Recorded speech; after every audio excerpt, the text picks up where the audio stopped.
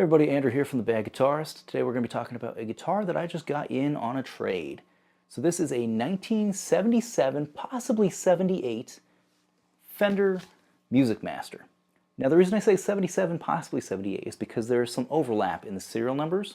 So as far as serial numbers go, it says 77, but there were parts remaining that kind of bled into the early months of 1978. So this is a single pickup guitar, and it's all black, black pickup, black pickguard. You have a 3-saddle bridge, rosewood fretboard, maple neck with no skunk stripe, and the truss rod is a heel truss rod, which, you know, kind of a hassle when you have to do adjustments, but this is set up really well. Whoever had this before me, like, that's just such a smooth, easy to play neck.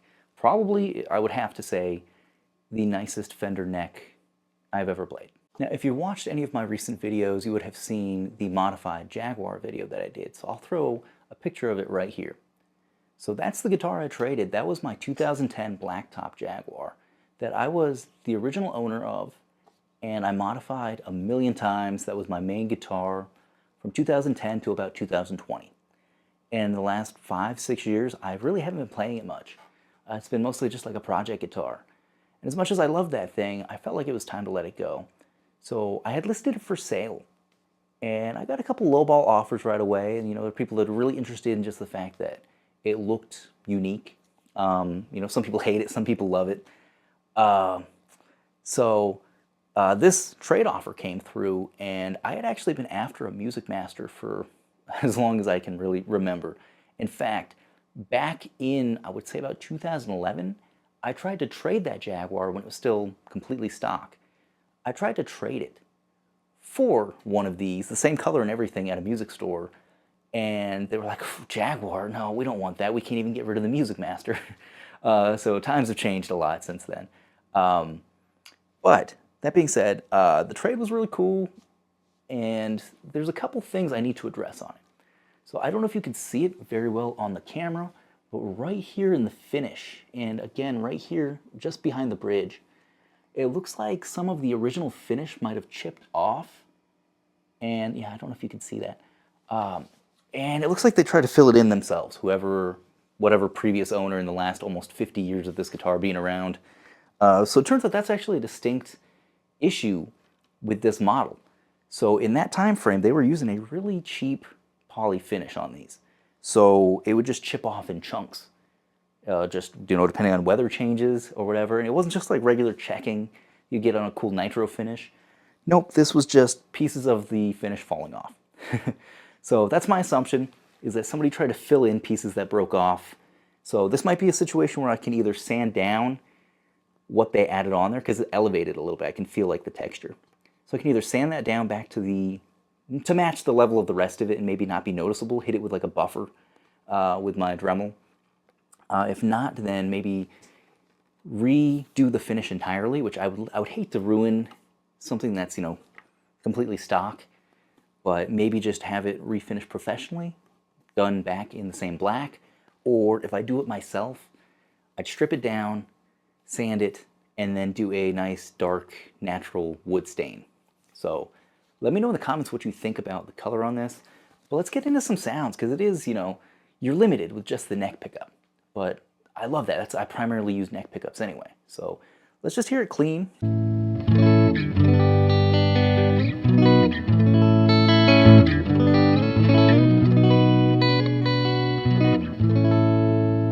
And we'll add a little bit of boost from the blooms.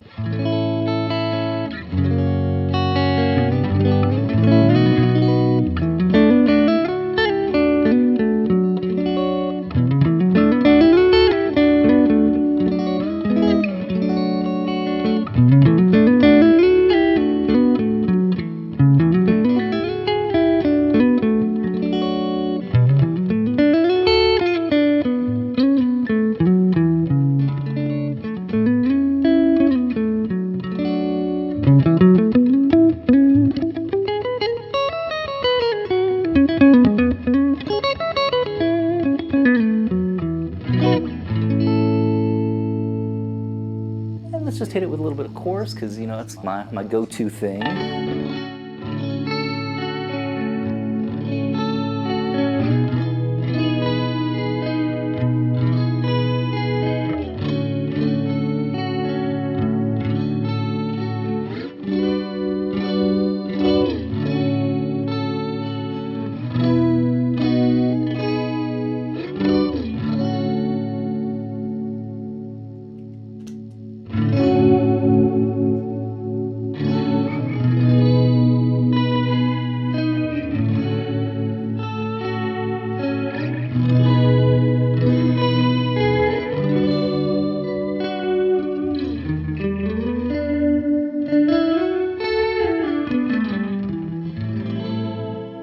And as far as the vintage Fenders go, you know, they're not nearly as valuable as the old Strats and Tellys.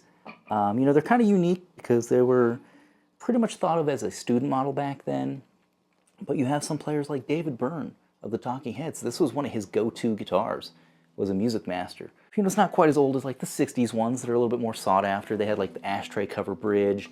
But I still think this thing is really cool. All right, so in the comments, let me know. Do you think this was a good trade? Do you think, you know, the blemishes in the finish make it a bad trade? You got to think too, my Jaguar had a lot of defects in it, so I'll show those on the screen as well. Right here, you'll see there's some chipping on different parts of the body from years of use, playing in different bands, you know, moving back and forth between Phoenix and Seattle, and, you know, the weather changes that I went through moving it across the country like that. So let me know, did I lose out by trading the Jag, or did I win? Did we both win? And then, what do you think about the finish? Let me know about the finish. Should I leave it as is? Should I try to sand that down and fix it a little bit? Refinish the whole thing? I'd like to know what you guys think about that. Everybody, so it's me from a week later. I've already edited the video and everything. I shot the video actually like a week ago. So I did ask in this video if you guys would leave your feedback on if I should refinish the guitar, leave it alone, whatever. So I was a little impatient, and I went ahead, and if you follow me on social media at all, you would see that I've actually already refinished the guitar. So that'll be something for next week's video. But I appreciate if you guys still leave your feedback on what you think about, you know, if it was a good trade or not. And other than that, please catch us next week, because I will be doing a full video on that. So until next time, you can catch us on Sundays on the Bad Guitars podcast. Otherwise, we'll be dropping gear videos as often as we can. And when we hit 1,000 subscribers, we're going to do a giveaway. So help us get there. And we'd really appreciate it, and we'd love to give back to you guys. And on that note, we'll see you next time.